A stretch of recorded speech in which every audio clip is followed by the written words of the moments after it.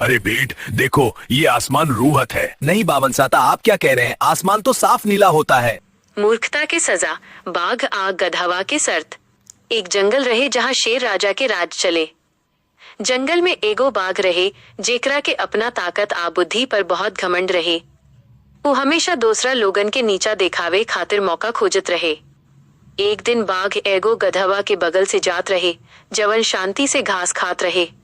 बाघ ओकरा के चढ़ावे खातिर कहलस, ए गधा, देखा तनी ई आसमान हरियर बा। गधवा घास चबावत जवाब देहलस, ना बाघ दादा का कहत बानी, आसमान त नील का होखेला। बाघ के ई सुन के गुस्सा आयल कि केहू ओकर बात काटे। वो गुर्रा के कहलस, तू अतना बेवकूफ बाड़ल कि तोहरा के रंग भी न मालूम बा। हम कहत बानी आसमान हरियर बा। गधवा कहलस, रवा चाहत बानी त चली राजा जी के दरबार में, जवन गलत हुई ओकरा के सजा मिली। घमंडी बाघ तुरंते तैयार हो गई। दोनों अपन मामला लेके शेर राजा के दरबार में पहुंच ले।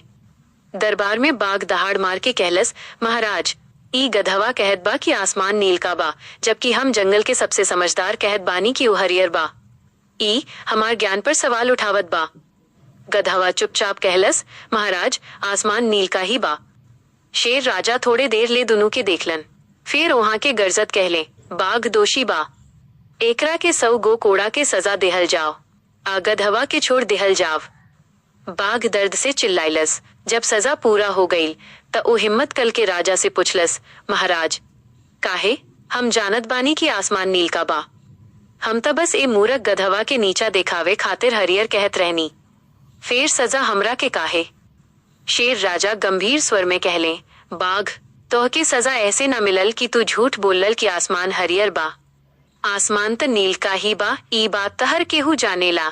तोहके सजा ऐसे मिलल कि तू अपन कीमती समय, ताकत आ अपन पद के गरिमा एगो मूरख के संगे बहस करे में बर्बाद कर देहलल। तू एगो ऐसन बात पर तर्क कैलल जवन सब केहू खातिर सांच बा। शेर राजा आखिरी सीख देत, हमेशा ई बात याद राखल, बाघ, जब तू कवनो मूरख से बहस करल लल त देखे वाला ई न बता पावेला कि दोनों में से मूरख के हा। एह से व्यर्थ के बहस से दूर रहे में ही असली बुद्धिमानी बा। बाघ के अपना घमंड आ मूर्खता के एहसास भइल। वो समझ गईल कि गधवा से भी बड़ मूर्ख वो खुद रहे। सीख, आपन समय आ मान प्रतिष्ठा बेकार के बहस में बर्बादी मत करी। समझदार उहे बा जवन जानेला कि कवन लड़ाई लड़े के लायक नइखे।